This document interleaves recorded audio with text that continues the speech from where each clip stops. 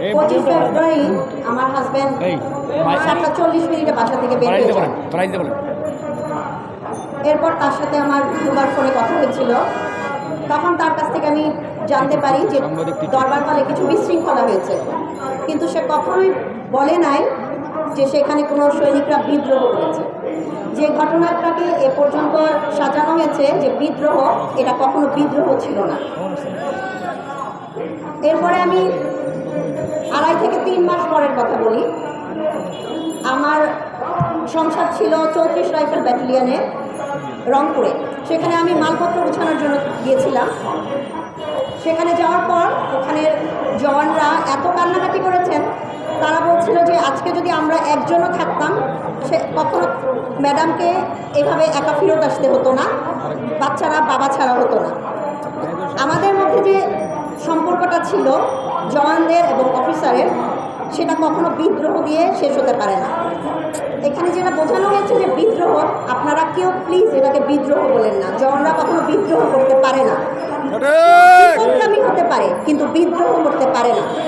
হাসিনা সরকার সামরিক বিষয়ক উপদেষ্টা, তার সাজানো সামরিক বিষয়ক উপদেষ্টা শেখ রেহানার দেবর মেজর জেনারেল তারেক সিদ্দিকী, তাদের সাজানো এটা ঘটনা ছিল, পরিকল্পিত একটা হত্যাকাণ্ড ছিল, বিডিআর বিদ্রোহ, কিন্তু এটা পিলখানা হত্যাকাণ্ড।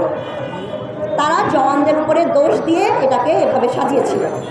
তারপরে আসি, আমি যখন পিলখানায় ছিলাম, আমাকে রুম থেকে ধরে নিয়ে যায়।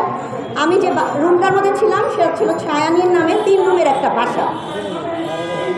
আমার রুমে 3 জন হিন্দিভাষী লোক প্রবেশ করে। 9 থেকে 12 জন লোক আমার রুমে প্রবেশ করেছিল, আমাকে রুম থেকে বের করে নিয়ে গিয়েছিল। বের করে নেওয়ার পর আমি খেয়াল করেছি 3 জন লোক হিন্দি ভাষায় কথা বলছিল। আর পিলখানাতে 3 বছরের মতো আমার হাজব্যান্ড, বিডিআরে 3 বছর আমার হাজব্যান্ড পোস্টিং ছিল। আমি কোনোদিন কোনো সৈনিকের মুখে হিন্দিতে কথা শুনিনি, কিন্তু এখানে বলা হয় তারা হিন্দি ভাষায় কথা বলছিল। আর আমার কোল থেকে আমার বাচ্চাদের কেড়ে নেয়। কেড়ে নেওয়ার পর তাদের ড্রেস খুলে চেক করে তারা ছেলে নাকি মেয়ে। তারা তখন 2.5 বছর আর 9.5 মাস বয়সী ছিল।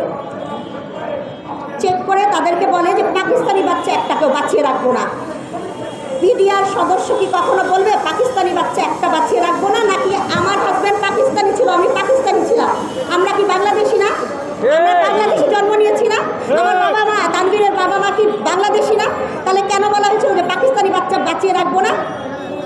এই কথাগুলো কার সাজানো, কার কথা? এগুলা কি অন্য দেশ থেকে বলা না? যারা হিন্দি কথা বলছিল তারা কারা বলছিল? এই কথাগুলো আমি 3 মার্চ 2009 সালে তারেক সিদ্দিকীর মিসেস শাহিন সিদ্দিকীকে বলেছিলাম। ওনাকে বলার পর উনি তখন আমাকে বলেছে এই কথা কোনোভাবে কোনো মিডিয়া কোনো জায়গায় বলা যাবে না। আমি কখনোই থামিনি, আমি বলেছি, আমি মিডিয়াতে বলেছি, সেই কথাগুলো কখনো প্রকাশ করতে দেওয়া হয়নি। আমি আবুল কালাম আপনাদের কাছে স্টেটমেন্ট দিয়েছি, এই কথাগুলোর উপরে আমি কখনো সাইন করতে চেয়েছি, সাইনের কাগজগুলো জমা নেওয়া হয়নি। আমি আর্মি হেডকোয়ার্টারে জমা দিয়েছি, তখন মঈন আহমেদ ছিলেন, কিন্তু এই জিনিসগুলো তারা রাখেননি। আমাকে তারা পরিকল্পিতভাবে তৈরি করে দিয়েছে যে স্টেটমেন্ট, ওখানে সাইন করতে বলেছে, যেটায় হিন্দি ভাষা কথাটা লেখা ছিল না, কিন্তু আমি সেখানে সাইন করিনি। তার কারণে আমাকে এই পর্যন্ত, মানে আজকের দিন পর্যন্ত, একটু আগে এনএসআইয়ের একজন লোক এসে আমাকে হ্যারাস করেছে। এই ঘটনাগুলো আমার সাথে রিপিটেডলি হয়ে যাচ্ছে। আমার যোগ্য সন্তানকে আইএসএসবি থেকে বাদ করা হয়েছে, এবং আমি কোনো কিছু নিয়ে, কোনো বাহিনীকে নিয়ে ছোট করে কথা বলতে চাচ্ছি না, কিন্তু অনেকের অযোগ্য সন্তান থাকছেন এবং যোগ্য সন্তানদের বাদ দেওয়া হচ্ছে। বরখাস্তকৃত লেফটেন্যান্ট জেনারেল মুজিবের সন্তান এবার 87তম লং কোর্সের অফিসার হয়ে বের হয়েছেন। সে যেই খুনি একজনকে বরখাস্ত করা হয়েছে, সে তো পালিয়ে গেছে। তার ছেলে কি এখন আর্মি অফিসার হইতে পারে? আমাদের এত কমিটমেন্ট দেওয়া হয়েছে, আমি সেগুলোতে আসবো না, কিন্তু আমার সন্তান ক্যাডেট কলেজ থেকে পাশ করার পর সে কি আইএসএসবি থেকে বাদ পড়ার মতো সন্তান হইতে পারে? তাকে প্রথম দিন অনেক অপমান করা হয়েছে, আমি সেখানে গেলাম না। আমি শুধু এতটুকু বলতে চাই, আমার সন্তানকে কেন বাদ করা হয়েছে? কারণ আমি হিন্দি ভাষা এখনও শুনতে পাই। আমি সেপ্টেম্বরে শুনেছি, আমি অক্টোবর মাসে শুনেছি। আমার স্টেটমেন্ট নেওয়া এখনও হয় না। আমি কাছে দরখাস্ত করেছি, আমার দরখাস্তের কোনো উত্তর আসে নাই। 3টা দরখাস্ত করেছি আমি সেনাপ্রধানের সাথে। 6 অগাস্ট থেকে আমি 5 নভেম্বর পর্যন্ত দেখা করতে চেয়েছি। ব্রিগেডিয়ার জেনারেল এহসান আছেন, উনি কোনোভাবেই এটা দেখা করতে দিচ্ছেন না। আমার হাজব্যান্ডের লাশটা আজ পর্যন্ত আনআইডেন্টিফাইড।